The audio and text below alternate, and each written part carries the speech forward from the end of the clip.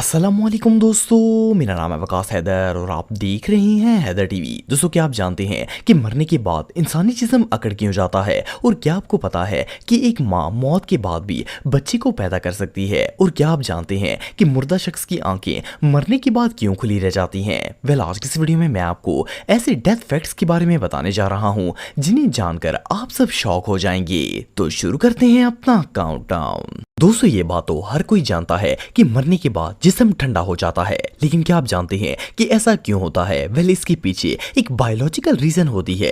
असल में जब इंसान का दिल धड़कना बंद होता है तो इसके पूरे जिस्म में खून की गर्दिश बंद हो जाती है। हमारे जिस्म में टेम्परेचर इसी वजह से होता है क्योंकि खून वेन्स में ट्रेवल करता है और बॉडी के हर पार्ट को वार्म रखता है। जब ये खून रुक जाता है तो जिस्म के सारे पार्ट्स आहिस्ता आहिस्ता ठंडे होना शुरू हो जाते हैं और टच करने वाले को ऐसा लगता है जैसे बॉडी फ्रीज हो गई हो। लेकिन 2 घंटे के बाद बॉडी का टेम्परेचर बिल्कुल नॉर्मल हो जाता है क्योंकि मसल्स में बैक्टीरियाज आ जाते हैं और बॉडी सिर्फ 2 घंटे के बाद ही ऑटोमेटिकली अंदर से डीकंपोज होना शुरू हो जाती है। इट मींस कि आपके अपने ही बैक्टीरिया आपको खाना शुरू कर देते हैं। ये फैक्ट रियली बहुत स्कैरी है।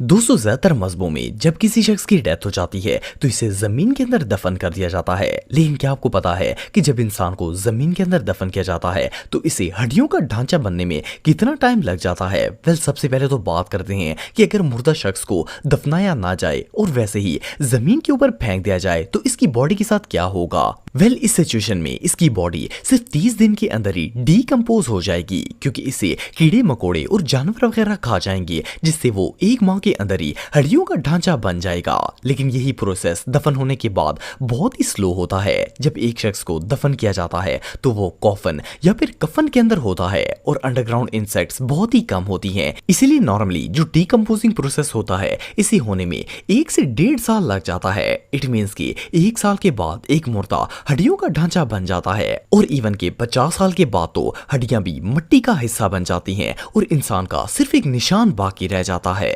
दोस्तों, ये बात तो दुनिया का हर बंदा तस्लीम करता है कि मरने के बाद कोई भी शख्स दोबारा जिंदा नहीं हो सकता। लेकिन मौत की एक किस्म ऐसी भी है जिसमें इंसान डेथ के बाद भी दोबारा जिंदगी की तरफ आ सकता है। इसे कार्डियक डेथ कहा जाता है। इसमें होता यह है कि एक शख्स की अचानक हार्ट फेलियर की वजह से डेथ हो जाती है और इसकी सांस रुक जाती है। लेकिन आप बिलीव नहीं करेंगे कि इस कंडीशन में कई दफा ऐसा होता है कि पेशेंट मरने के 1 घंटे बाद भी दोबारा जिंदा हो जाता है।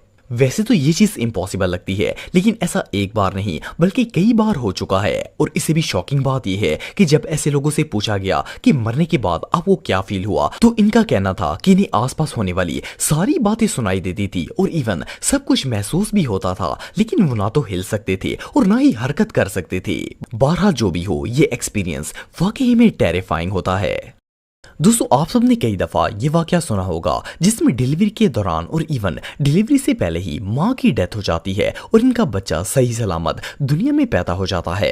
असल में इस कंडीशन को कॉफन बर्थ कहा जाता है। इसमें होता यह है कि अगर अल्लाह ना करे किसी वजह से माँ की डेथ हो जाती है तो और डिलीवरी का टाइम हो तो माँ के मरने के बाद कुदरती तौर पर इसके एडमन में हवा भर जाती है जिसका प्रेशर बच्चे को बाहर पुश कर देता है। ये कुदरती अमल होता है और अगर ऑपरेशन ना भी किया जाए तब भी बच्चा नॉर्मली डिलीवरी के जरिए पैदा हो जाता है। लेकिन ये केस बहुत ही ज्यादा रेयर होता है। 99% केसेस में बेबी और मामा दोनों ही बिल्कुल फिट रहते हैं। दोस्तों, दुनिया में हर रोज लाखों बच्चे पैदा होते हैं और बिल्कुल इसी तरह लाखों इंसान डेली बेसिस पर मौत का शिकार हो जाते हैं। लेकिन क्या आपने कभी सोचा है कि दुनिया में आज तक आखिर कितने लोग मर चुके हैं? वेल, जैसा कि आप सब जानते हैं कि दुनिया में तकरीबन 7 अरब लोग मौजूद हैं।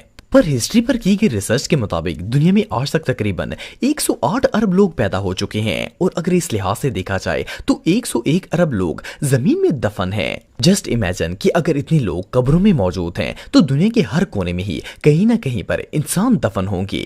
वेल, अगर आपको हॉन्टेड प्लेसेस से डर लगता है तो हो सकता है कि आपके घर के नीचे भी कोई ना कोई सो रहा हो।